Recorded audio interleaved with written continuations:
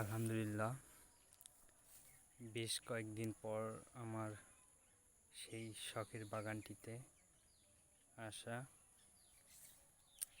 এটা আমার লটকন গাছ।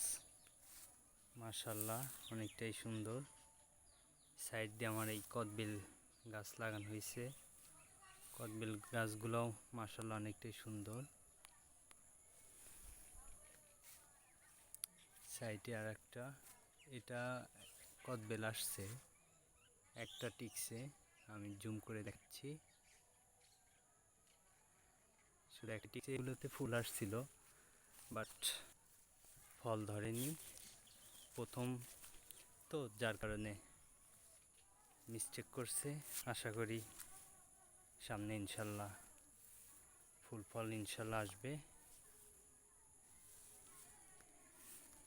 এটা সাইডে এগুলো আম গাছ লাগানো হয়েছে।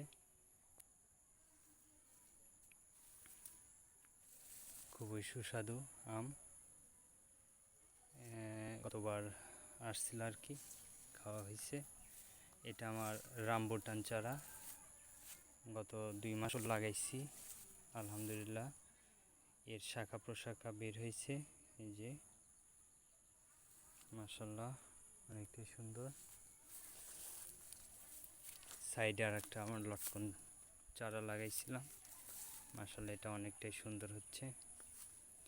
এটা নরসিংদীর জাত।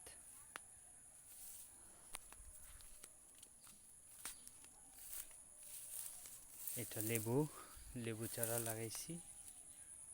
অবশ্য আমাদের বাড়িতে অনেকগুলাই লেবু গাছ আছে। শখের বসে বাগানে একটা চারা লাগাইছি। এগুলো সাইড দিয়ে আম গাছ লাগাইছি।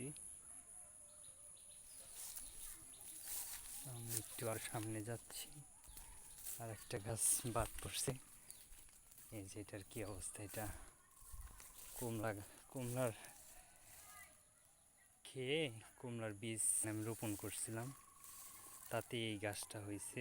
গাছটা মানে পরিচর্যার অভাব। আমি এটাকে ছাড়াই দিচ্ছি। আসলে অনেক দিন ধরে আসা হয় না তো।